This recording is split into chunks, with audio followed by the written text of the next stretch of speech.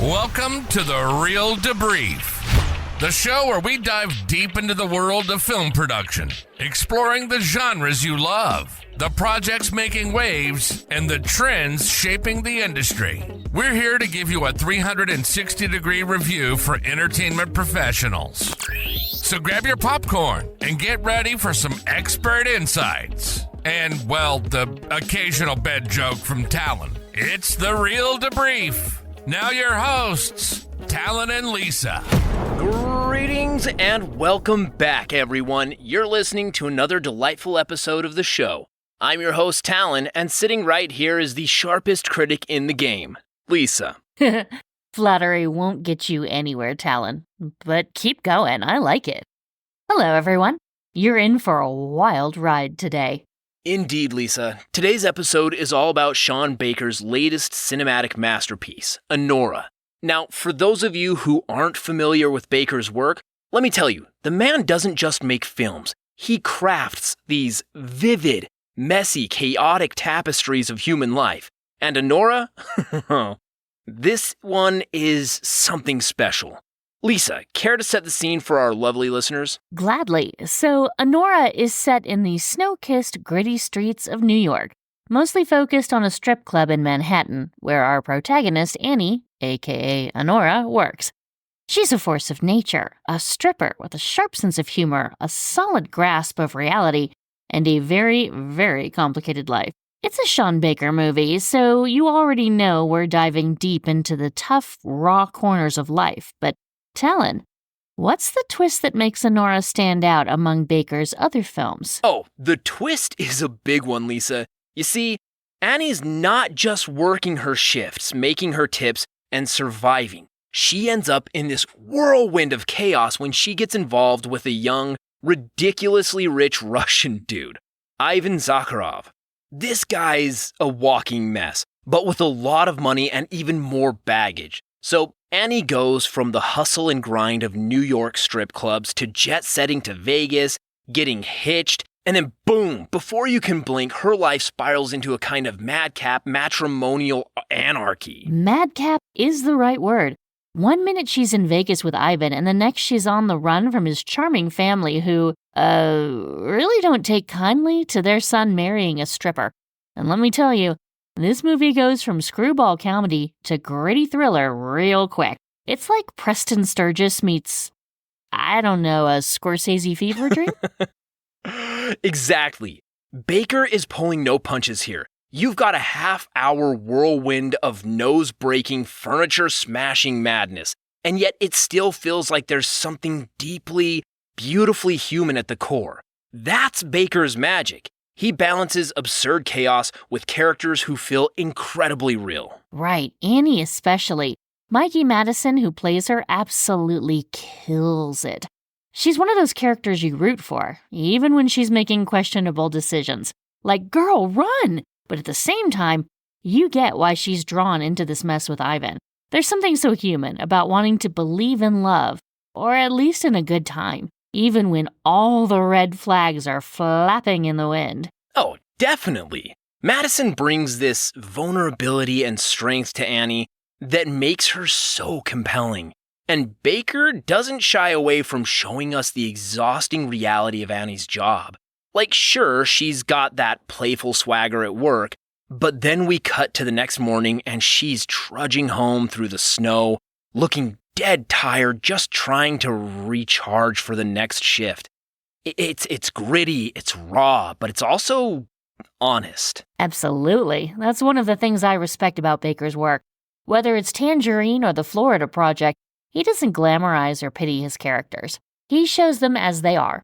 Complex, resourceful, flawed, human. Annie's a stripper, but she's also someone trying to navigate life, deal with crazy circumstances, and maybe find some happiness, or at least stability, along the way. And speaking of crazy circumstances, can we talk about Ivan, played by Mark Edelstein? This guy is a walking disaster wrapped in wealth. He's rich enough to whisk Annie away in private jets, but clueless enough to think their quickie Vegas wedding is a good idea. I mean, he's got this God bless America line that he delivers when Annie's on his lap. And it's like, you know this is not going to end well. Oh, Ivan. Yeah, he's rich, impulsive, and the very definition of a disaster waiting to happen. But you know what's fascinating? For all his privilege and wealth, he's just as lost as Annie in some ways. He's not really in control of his life either. His family's pulling the strings, and when they find out about Annie, well, let's just say things get violent. Oh yeah, violent is an understatement. There's this half-hour sequence that's basically pure chaos. Furniture gets smashed, noses get broken, it's wild. But what's really interesting is how Baker handles the violence. It's not glamorous, it's ugly, it's chaotic, and sometimes it's even funny, in a slapstick kind of way.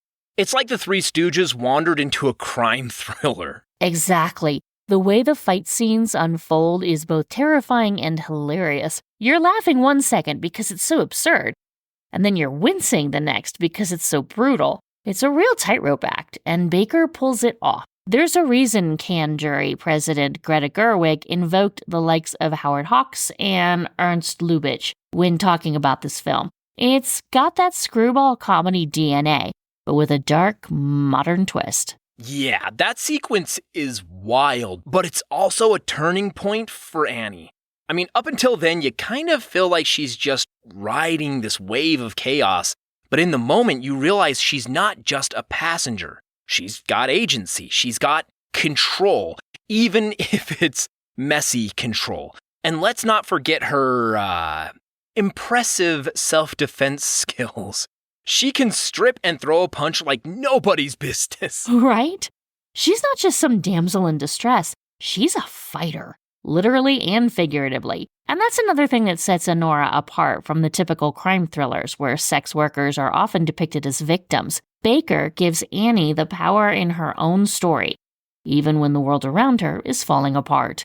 Exactly. Baker doesn't shy away from showing the complexities of Annie's life. She's a stripper, but she's also navigating the immigration experience, the hustle of New York, and this whirlwind relationship with a rich kid whose parents are, less than thrilled about her existence.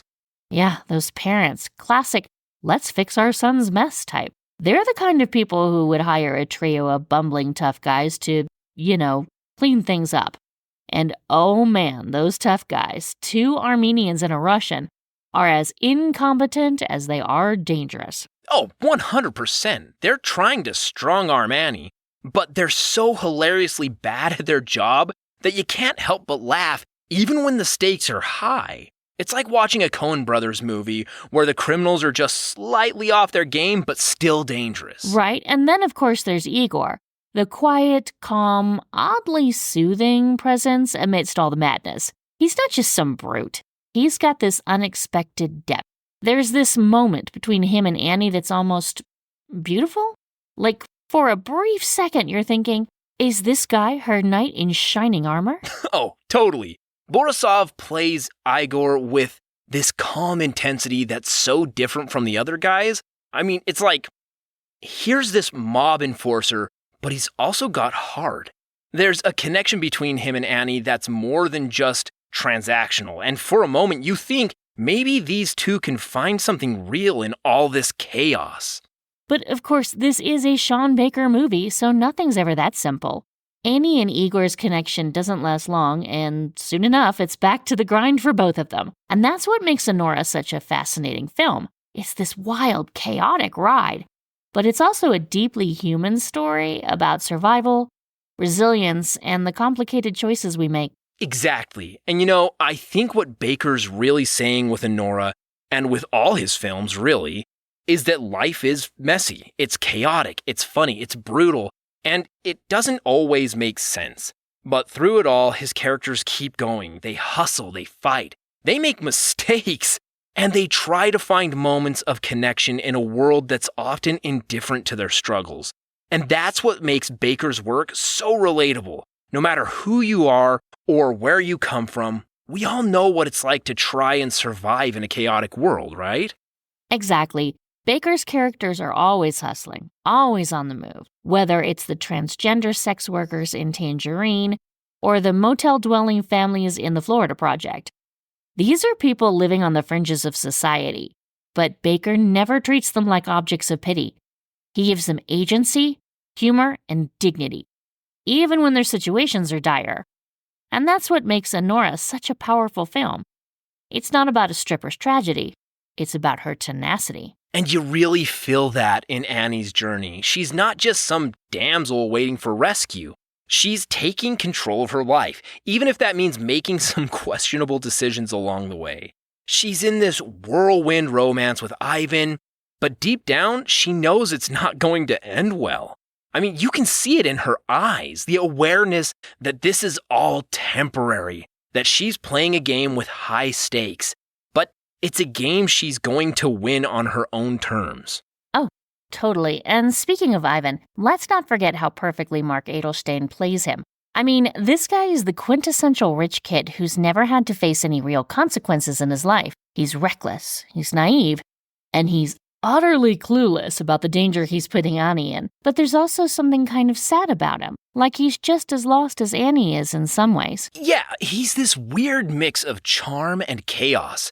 You get why Annie's drawn to him. He represents an escape, a break from the grind. But he's also a ticking time bomb, and you know it's only a matter of time before things go sideways. And when they do, well, let's just say it's not pretty. Not pretty at all. And that's where the film really shines. It doesn't shy away from the ugliness of their relationship or the violence that comes with it. But at the same time, it doesn't paint Annie as the victim. She's a survivor.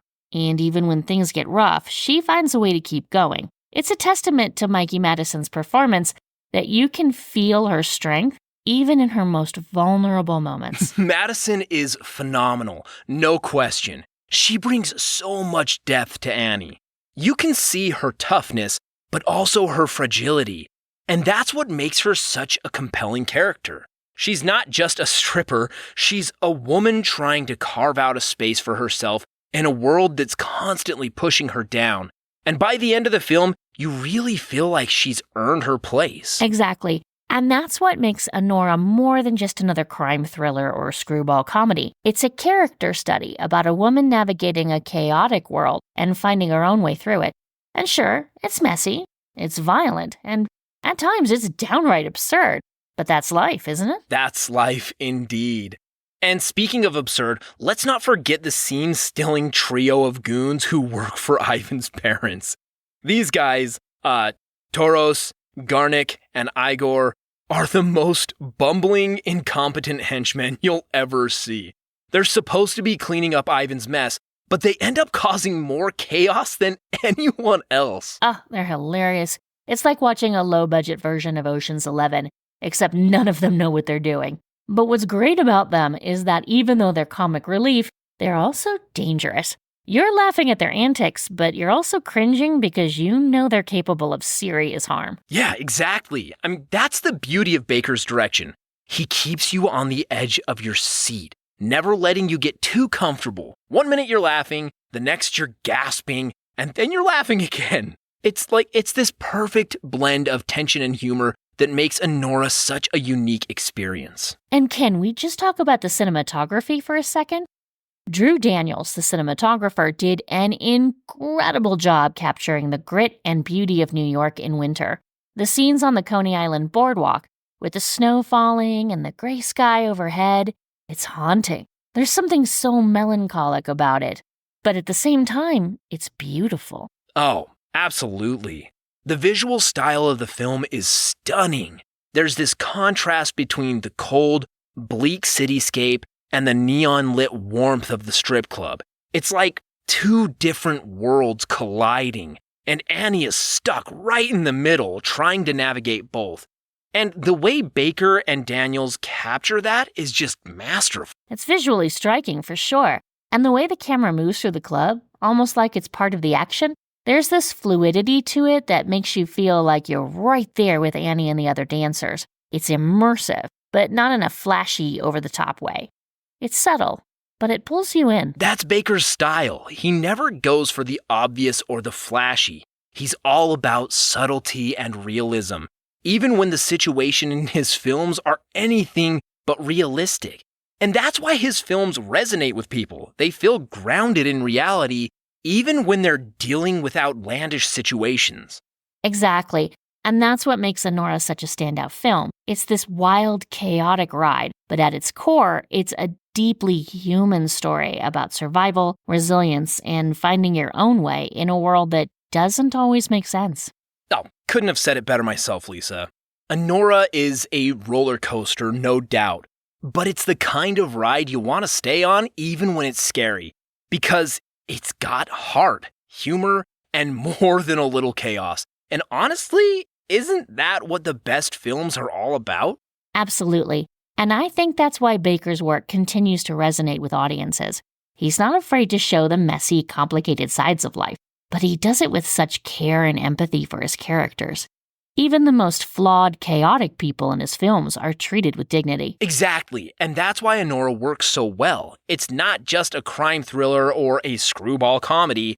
It's a film about people trying to survive, like trying to find connection and trying to make sense of their lives in a world that often feels indifferent to them. And that's something we can all relate to in one way or another. Absolutely. So if you haven't seen Anora yet, do yourself a favor and check it out. It's a wild, messy, chaotic ride, but it's one you won't forget. And if you're a fan of Baker's other work, you'll definitely appreciate how he pushes the boundaries even further with this one. Couldn't agree more, Lisa. Anora is a film that sticks with you long after the credits roll. And I think that's the mark of a great movie. It gets under your skin, makes you think, it makes you feel, and maybe even makes you laugh a little. So yeah, if you haven't seen it yet, what are you waiting for? And with that, I think we've covered just about everything there is to say about Anora. Talen, any final thoughts before we wrap this up? Just one, Lisa. If you're into films that blend chaos, heart, and a bit of dark comedy, Anora is the one for you. Sean Baker has done it again, delivering a film that's as messy and complicated as life itself. So, go watch it and then come back and tell us what you think. Yes, we want to hear your thoughts. Did you love it? Did you hate it? Did you think Ivan was the most clueless rich kid in cinema history? Let us know. Oh, Ivan. Anyway, that's all for today, folks. Thanks for tuning in, and don't forget to subscribe, leave a review, and tell your friends about us. We'll be back next time with more cinematic gems or disasters to talk about. Until then, stay messy, stay chaotic, and keep watching great films. Stay chaotic indeed. See you next time, everyone. This has been the Reel Debrief. We hope you've enjoyed the show. If you did, like, rate, and review. We'll see you soon on the Reel Debrief.